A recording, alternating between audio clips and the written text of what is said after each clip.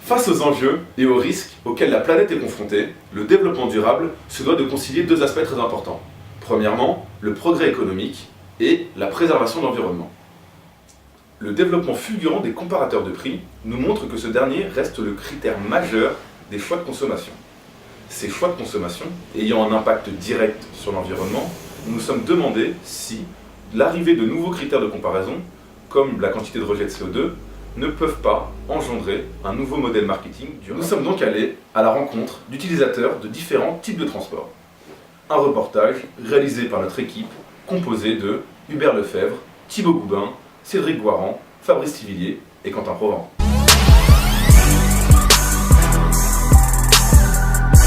Nous sommes en direct de l'aéroport de Lille où nous allons tenter de répondre à notre problématique par quelques interviews.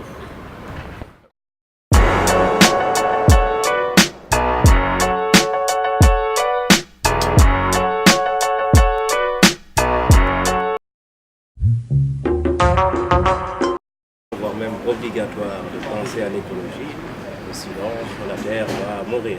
La rapidité peut nous amener à détruire le monde. L'idée, c'est de revenir à l'essentiel, faire la part des choses entre ce qui va vite, c'est-à-dire le prix, et la vie. Moi, ayant des horaires postés, c'est pas évident, donc j'utilise la voiture, la moto, et ça m'arrive parfois le vélo. Le vélo, j'essaye d'accord. de m'y mettre. Ok. Ça reste toujours à informer, ça ne suffit en tout cas toujours pas actuellement.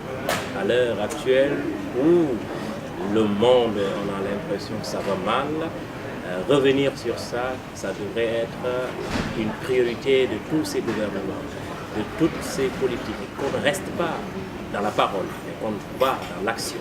Mais ça commence à se produire, mais j'avoue que rien que dans le transport aérien, on n'est pas trop au courant de tout ça, au niveau même de la consommation de carburant d'un avion. Ça, mais il faudrait dans ce sens-là, et ça me donne l'espoir, parce que, surtout en France, il y a ce côté-là, quand même, les gens se lèvent et ils y vont au moment, parce qu'il y en a assez, et parce que aussi, il faut penser à l'avenir, et l'avenir de nos enfants.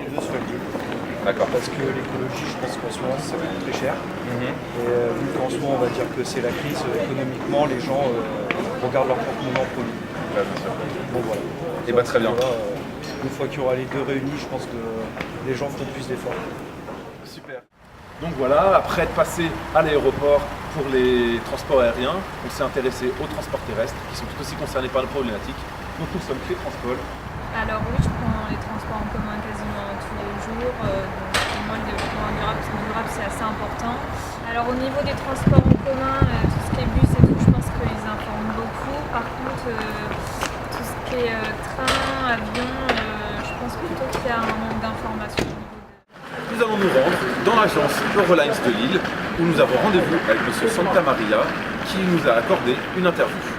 Suite aux nombreux refus des compagnies aériennes et ferroviaires, nous sommes retournés vers les compagnies terrestres de transport, Eurolines étant le numéro 1 en Europe.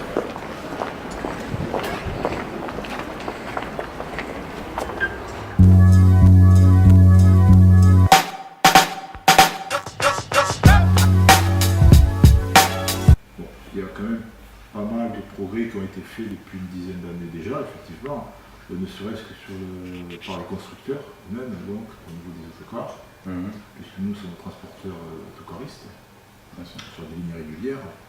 Donc là, il y a une grosse amélioration au niveau des moteurs, dont l'impact a été quand même très réduit. Et on améliore chaque année de plus en plus. On le mentionne aussi sur nos sites, il y a une rubrique où on peut voir un petit peu, par rapport à certaines destinations, le taux de CO2.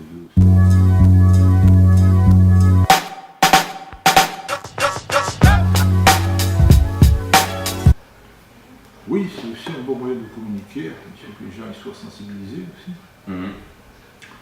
On le prend en compte dans notre stratégie marketing, puisque comme je le disais auparavant sur la première question, donc, on l'a aussi mentionné sur un petit peu sur les prix, c'est le moyen d'attirer le plus de clientèle. Ce n'est pas encore effectivement le moyen fort, il manque encore une sensibilisation énorme au niveau de la population. Bien sûr.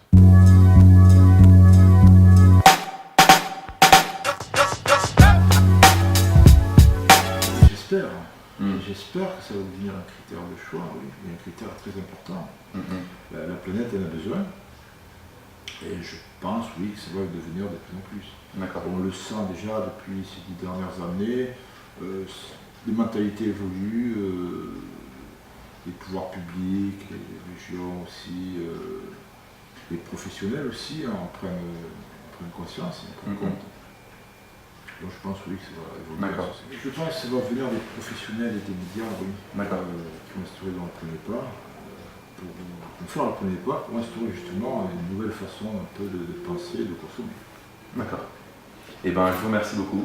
Merci. Nous avons donc recueilli tout au long de ce reportage différents avis, qu'ils soient de professionnels ou de simples consommateurs.